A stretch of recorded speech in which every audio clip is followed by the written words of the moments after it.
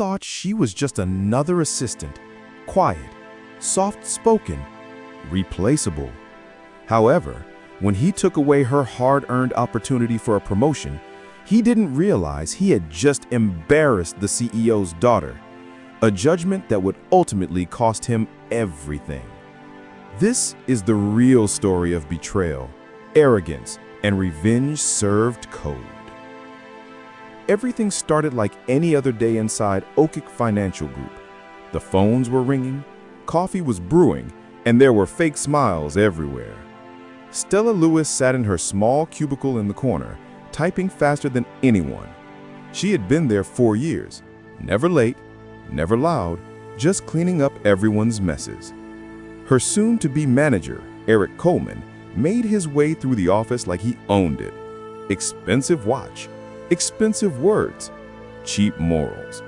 He called Stella kiddo, took credit for her reports, brushed off her ideas like lint from his suit. To him, she was invisible, but invisible doesn't mean powerless. Promotion week. The atmosphere in the office was apprehensive. From what had passed, it looked like Stella was going to be named the next operations team lead. Everything was looking up for her. Her leadership was quiet but solid. However, when Eric called out the name of the winner, it wasn't Stella. It was Ethan, the new guy who'd only been there 6 months and spent his weekends golfing with Eric. The applause sounded forced. Stella sat still, heart pounding, that familiar burn of injustice rising in her chest. Later, she knocked on Eric's door. He didn't look up. "Oh, hey kiddo," he said. "You hear the good news? Ethan got the role." Stella steadied her voice. "I'd like to understand the decision, sir." He smirked. "Stella, you're good at following directions, but leadership, it's about image and confidence. You blend in too much. You gotta stand out if you want to lead." She stared at him. "So it's not about results?"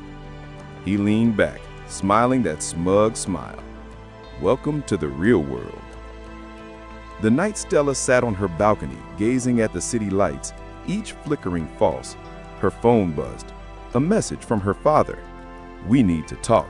Don't tell anyone I'm visiting the office tomorrow. Dad." Her eyes softened. The new mysterious CEO everyone had been whispering about? That was him. Next morning, the office was as much in a buzz as a beehive turned upside down. There was a lot of noise from people talking. It seemed the new CEO was going to drop by on their day. Eric was barking commands like an air traffic officer, and whilst he adjusted his tie, he reminded us who had blood in this office. "Let's show him what being professional looks like," he said with that same empty smile. He made Stella polish the conference room glass herself. She didn't complain. She just wiped the fingerprints away, waiting. Then the elevator dinged. Silence. Out stepped Jamal Lewis, the new CEO. Tall, composed, a presence that made the air heavier. Eric was the first to rush over. "Mr. Lewis, nice to meet you, sir. I'm Eric Coleman, department manager. I've been running this floor for you." Jamal shook his hand, expression unreadable. "Good to meet you, Mr. Coleman. I've heard a lot about this department." His eyes scanned the room. Then they stopped. "Ah," he said quietly. "There she is." The office turned toward Stella. Eric frowned. "Sir?" Jamal's tone warmed. "Stella, good to see you." She stood, calm, controlled. The room went dead silent. Whispers spread like wildfire. "Sir, does he know her?" Eric laughed nervously. "Oh, you two have met." Jamal's eyes sharpened. "Of course, she's my daughter." The air vanished. Every jaw dropped. Eric blinked. "Your daughter?" Jamal nodded. "I wanted her to learn this business from the ground up, to see how leadership treats its people." He turned to Eric. "She told me she was denied a promotion because she lacks leadership presence. Is that true?" Eric's voice cracked. "Sir, I meant no disrespect. I just felt she wasn't ready." Jamal cut him off. "Not ready? or not visible enough for your ego to notice. The silence was electric. Phones stopped ringing. Even the AC seemed to hold its breath. Jamal stepped closer. Leadership isn't arrogance, it's integrity. It's how you treat those with less power than you. Eric swallowed hard. Sir, please, I didn't know. You didn't care to know, Jamal said. And now you'll live with that. He turned to Stella. With immediate effect, you're promoted to Director of Operations. Build your own team. Then back to Eric. And you're done here. Security arrived minutes later. Eric's face drained of color as the whole floor watched him pack his desk. Stella didn't gloat. She simply said, "Guess it is about presence after all." He couldn't even look her in the eye. That afternoon, Stella stood by the window of her new office. Same view, different power. Her father joined her. "You earned this," he said. "I just gave you the chance to prove it." She nodded slowly. "And he gave me the lesson I needed." Her father smiled, proud. A few minutes later, the lights in the office started to dim. People had left. Alone, Stella, sitting in her dad's old chair at his desk, went through the papers that he had left. Something felt off. The numbers didn't add up. Expense reports, wire transfers, millions missing. At the bottom of one document, her father's signature. Her pulse quickened. "No," she whispered. She checked another file. Same signature, same missing funds. She pulled open a drawer, a flash drive, labeled only T Accounts 9B. Her hands trembled as she plugged it in. Files loaded, encrypted spreadsheets, offshore accounts, fake charities, all traced back to one name, Jamal Lewis. Her father. Her stomach twisted. The man who just destroyed her boss might be the one stealing from his own company. Just then, her phone buzzed again. Unknown number. A distorted voice on the other end said, "If you value your life, you will leave those files." Click. Stella froze. Somewhere below the curb, a black SUV nestled its way in. Stella gazed down at the flash drive that glowed from within her laptop's port. Her father's empire, her future, her choice.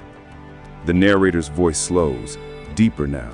She thought she'd found justice, but what she discovered might cost her everything. The camera pans out. Rain begins to fall. The building lights flicker. A shadow moves in the hallway behind her. The night she found that flash drive, everything changed. The storm outside wasn't just weather, it was a warning. She looked at the screen. The evidence was undeniably there. Offshore accounts, dummy charities, wire transfers linked to her father. The guy everyone raved about was the hero of Okic Financial. A rush of blood pounded in her throat. The man who had taught her to be honest stole from his own company. But why? Lightning flashed. In the reflection on her laptop screen, she caught a shadow move behind her. She spun around. Nothing. It was quiet. Closed the laptop, took the drive, and placed it in her bag. Yet she didn't notice. A red light was blinking slowly under her desk, turning on and off. Someone had bugged her office. The next morning, she walked into work like nothing had happened. Her father was already there, charming investors, shaking hands, the perfect mask of a perfect man. "You okay, sweetheart?" he asked, voice warm. "You look tired." She forced a smile. "Just a long night." He chuckled. "Get some rest, you've earned it." He walked away, leaving behind a faint trail of expensive cologne and cold lies. Stella spent the day pretending, but inside she was unraveling. Every meeting, every report, every "yes, sir" felt heavier. That evening she spoke with her confidant, Chris, a tech analyst who had courted her open knighthood in her fledgling days at the company. Just a cutesy diner a couple of blocks down, the kind of diner that must have surely hidden away secrets under the guise of crackling oil and clinking glasses. She pushed a drive across the table and said, "Now tell me this is not real." Chris plugged it into the laptop and scanned the screen with his eyes from side to side. "Stella, this is bad." We're talking millions. He's using shell companies to drain investor funds. Some of these accounts lead offshore. He paused, scrolling. Wait, there's another name here, a partner. He zoomed in. Eric Coleman. Stella froze. My old boss? Chris nodded. He wasn't just a greedy manager. He was helping your father cover his tracks. The truth hit her like a punch. Her father didn't fire Eric because he was unethical. He fired him to keep him quiet. Then Chris frowned. Hold on. Someone accessed these same files 2 hours ago from inside Okic's network. Stella's blood ran cold. Someone's watching us. They quickly exited the diner. When they got into the rain, a black SUV cruised by slowly, tinted windows smudged from rain reflecting the brightly lit diner. The same SUV from the night before. Stella's gut screamed to run. When she got home, Stella found her apartment door cracked open. She stopped breathing, slowly pushed it open. The place was trashed. Drawers pulled out, laptop gone. Flash drive? She reached into her purse. It was gone. Her chest tightened. Someone had taken it. She backed away, phone in hand, about to call the police when it rang first. Unknown number. A deep voice spoke. Calm. Controlled. You should have stayed quiet, Miss Lewis. Click. The phone slipped from her hand. The next morning, she stormed into her father's office. Did you have my place searched? She demanded. Jamal appeared unfazed. What do you mean? She tossed down a photograph on his desk, a frame of the office camera feed she saved to her phone. The SUV was parked outside Okic HQ. Same plates, same night. Her father's expression cracked for the first time. Where did you get that? I should be asking you, she fired back. He leaned forward, voice low. Stella, you're walking into things you don't understand. Then help me understand, she said. Why is Eric's name on your account? Why are there fake charities tied to Okic? He exhaled hard, his eyes feeling heavier. Not what it looks like. She responded with a dry laugh. That's what people always say before they fall. He was standing up and was now much taller than she was. You think you're ready for this world? You have no idea what it takes to run a company this size. The money, the politics, every decision has blood on it. You want to play a hero? Heroes die broke. Stella's voice shook, though she held firm. I would rather be truthful and dead than wealthy and dishonest. He looked at her. Something dark flashed behind his composure. Just be careful what it is you dig for, Stella. You might not like what you find. She left his office shaking. Fear and rage fought inside her chest. But deep down, something stronger burned. Determination. If her father built his empire on corruption, she'd be the one to burn it down. That night, she met Chris again, this time in an underground parking lot. They wiped my laptop, but I backed up everything to the cloud, every file, every transaction. Chris smiled nervously. Smart move, but they know you have it now. She looked at him. Then let's make it public. He hesitated. You sure? This could destroy him. She nodded. It's not just a matter of him anymore. It's a matter of everyone he conned. They were walking toward Chris's car when another car's engine roared to life. The headlights flared, the siren sounded, and the SUV roared toward them from nowhere. Go! Chris yelled out loud while they were barely managing to hide behind a pillar. Chris's car was hit by the SUV with full force, and the noise of the metal being crushed was very loud.